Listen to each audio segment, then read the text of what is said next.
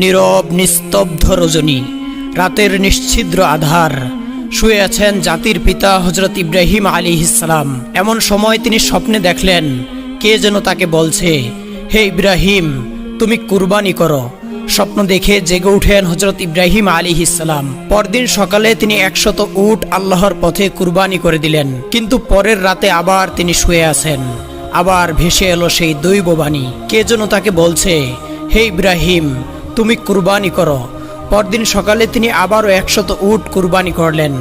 তবুও মনে হলো আল্লাহ রাব্বুল আলামিনের দরবারে তার এই কুরবানি কবুল হয়নি। তৃতীয় রাতে আবার শুয়ে আছেন তিনি। আবার সেই দৈববাণী, কে যেন তাকে বলছেন, হে ইব্রাহিম, তুমি তোমার সবচাইতে প্রিয় বস্তুকে কুরবানি করো। পরদিন সকালে হযরত ইব্রাহিম আলাইহিস সালাম গভীর ভাবনায় ডুবে গেলেন। তিনি ভাবলেন, আমি 2 দিনে 200 উট কুরবানি করলাম, তবুও আল্লাহ রাব্বুল আলামিনকে আবার কুরবানি কবুল করলেন না। তাহলে আল্লাহ রাব্বুল আলামিন আমার কাছ থেকে কি চাচ্ছেন? অনেক ভেবেচিন্তে তিনি দেখতে পেলেন আল্লাহ রাব্বুল আলামিন তাকে স্বপ্নে বলেছেন, তোমার জীবনের সবচেয়ে প্রিয় বস্তুকে কুরবানি করো। আর তার জীবনের সবচেয়ে প্রিয় বস্তু ছিল তার সন্তান হযরত ইসমাইল আলাইহিস সালাম। হযরত ইব্রাহিম আলাইহিস সালামের বয়স যখন 86 বছর, তখন তার ঘরে জন্ম নেন হযরত ইসমাইল আলাইহিস সালাম।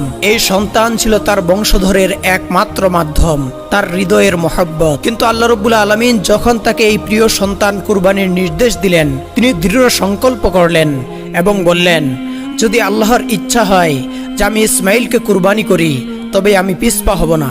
আল্লাহর মহব্বতের পথে পৃথিবীর কোনো কিছুই আমার জন্য বাধা হতে পারবে না। তিনি তার একমাত্র পুত্র ইসমাইলকে ডেকে বললেন, হে বৎস, তুমি গোসল করো, সুন্দর পোশাক পরে প্রস্তুত হয়ে যাও, আমি তোমাকে একটি দাওয়াতে নিয়ে যাব।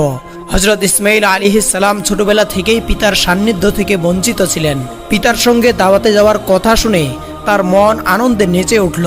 তিনি মা হযরত হাজরা আলাইহিস সালামের কাছে গিয়ে বললেন, আম্মাজান, আপনি শুনেছেন আব্বাজান আমাকে নিয়ে দাওয়াতে যাবেন, তাড়াতাড়ি আমাকে গোসল করিয়ে সুন্দর পোশাক পরিয়ে দিন, আমার যে আর তর সইছে না।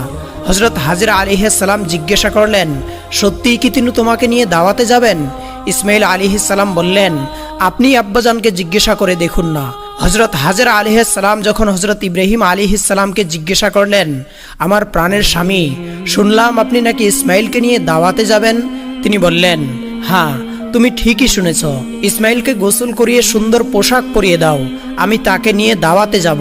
প্রিয় দর্শক, এখানে অনেকেই ভাবতে পারেন হযরত ইব্রাহিম আলাইহিস সালাম নবী হয়েও মিথ্যা কথা বলেছেন, কিন্তু গভীরভাবে চিন্তা করে দেখলে দেখা যায় তিনি মিথ্যা বলেননি। তিনি তো ইসমাইলকে আল্লাহর দাওয়াতেই নিয়ে যাচ্ছিলেন।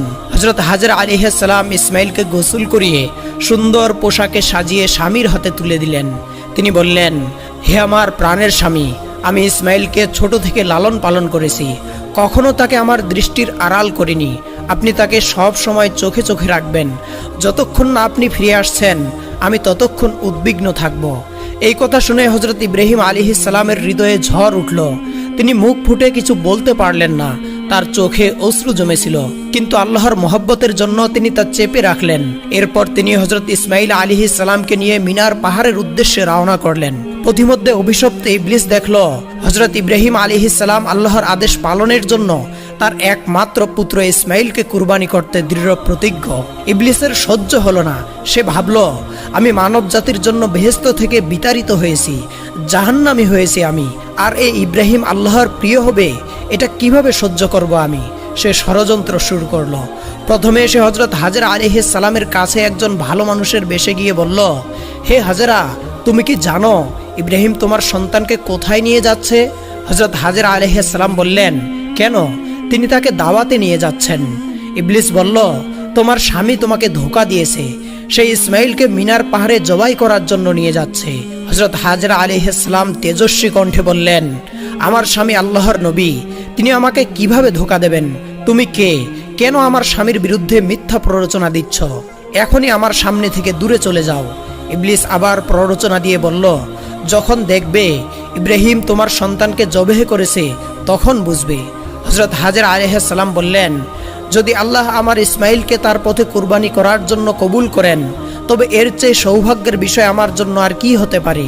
আল্লাহ রাব্বুল আলামিন যদি আমাকে হাজার হাজার সন্তান দেন, আর সবাইকে যদি তিনি তার পথে উৎসর্গ করার জন্য আমাকে বলেন, আমি হাজেরা আল্লাহ রাব্বুল আলামিনের দরবারে হাজার হাজার সন্তানকে কুরবানি করতেও পিছপা হব না, দূর হ শয়তান। এই বলে হযরত হাজরা আলাইহিস সালাম শয়তানকে পাথর নিক্ষেপ করলেন। ইবলিস হযরত হাজরা আলাইহিস সালামের কাছে ব্যর্থ হয়ে এবার হযরত ইসমাইল আলাইহিস সালামের কাছে গেল।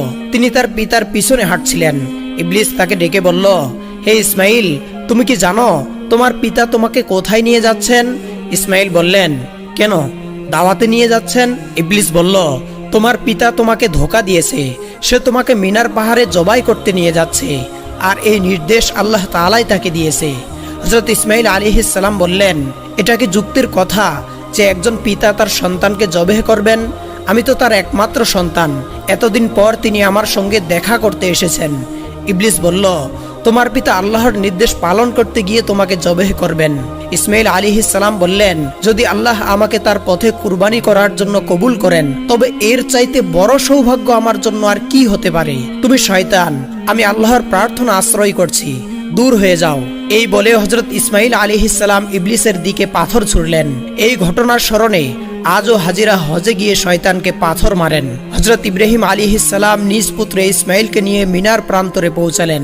তাফসিরে রুহুল মাআনি অনুসারে জবাই করার পূর্বে হযরত ইব্রাহিম আলাইহিস সালাম পুত্র ইসমাইলের সঙ্গে পরামর্শ করতে চাইলেন। কুরআনুল কারীমের ভাষায় তিনি তাকে বললেন, হে বৎস, আমি স্বপ্নে দেখেছি আমি তোমাকে জবাই করছি, এখন তোমার অভিমত কি?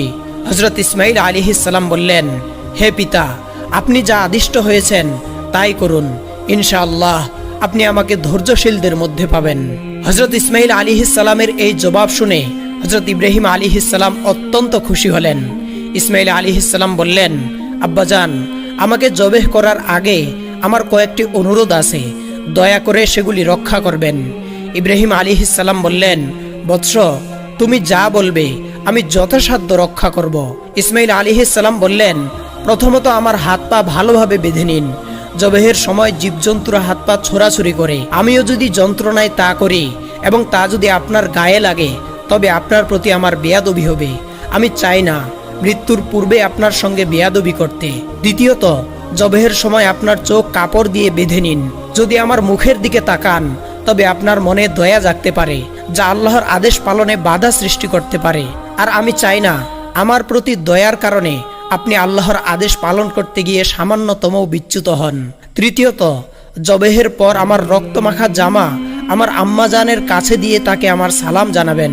তাকে বলবেন, এই ত্যাগের বিনিময়ে আমরা বেহেশতে একসঙ্গে থাকব।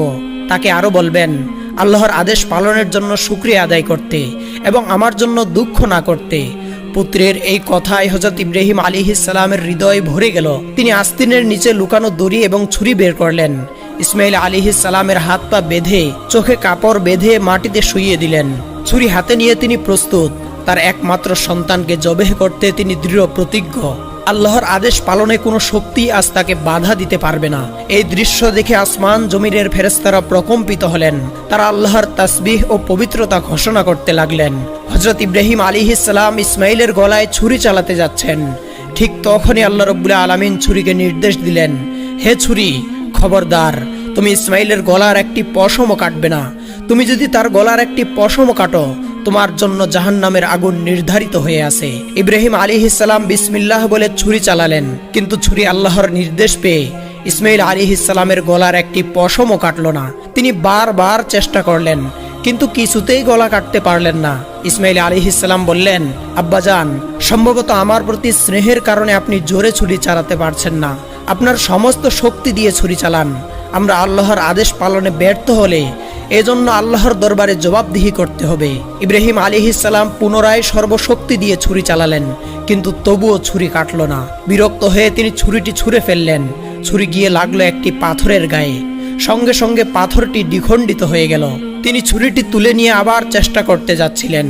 ঠিক তখনই আল্লাহ রাব্বুল আলামিন জিবরাইল আলাইহিস সালামকে নির্দেশ দিলেন, হে জিবরাইল, বেহেশত থেকে একটি দুম্বা নিয়ে যাও। ইসমাইলকে সরিয়ে তার জায়গায় বেহেশতের দুম্বাটি রাখো। জিবরাইল আলাইহিস সালাম চোখের পলকে বেহেশত থেকে একটি দুম্বা নিয়ে এলেন।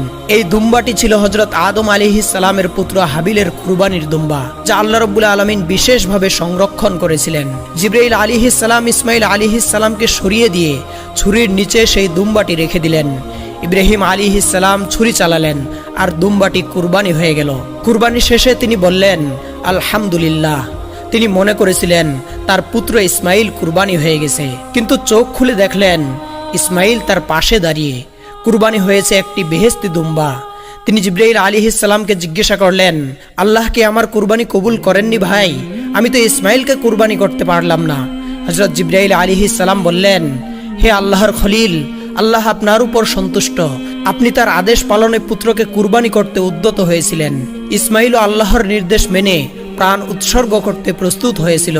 এজন্য আল্লাহ রব্বুল আলামিন আপনাদের দুজনের উপরই সন্তুষ্ট। এটি ছিল একটি পরীক্ষা মাত্র, আর সেই পরীক্ষায় আপনারা উত্তীর্ণ হয়েছেন। আল্লাহ বেহেশত থেকে এই দুম্বা পাঠিয়েছেন যা আপনি কুরবানি করেছেন। এই কথা শুনে হযরত ইব্রাহিম আলাইহিস সালাম আল্লাহর শুকরিয়া আদায় করলেন।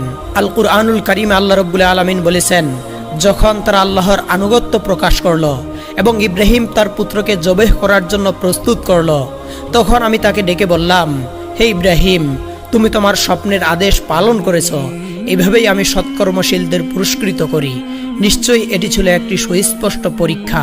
আমি তার পরিবর্তে একটি হৃষ্টপুষ্ট জন্তু জবেহ করলাম এবং তা পরবর্তীদের জন্য নিদর্শন করে রাখলাম। ইব্রাহিমের উপর আল্লাহর শান্তি বর্ষিত হোক। প্রিয় শ্রোতা, এটি ছিল হযরত ইব্রাহিম আলাইহিস সালাম ও ইসমাইল আলাইহিস সালামের ত্যাগের অমর কাহিনী। আল্লাহ রাব্বুল আলামিন আমাদেরকেও এই ত্যাগ, তিতিক্ষা ও আল্লাহ প্রেম থেকে শিক্ষা গ্রহণ করার তৌফিক দান করুন। আমিন।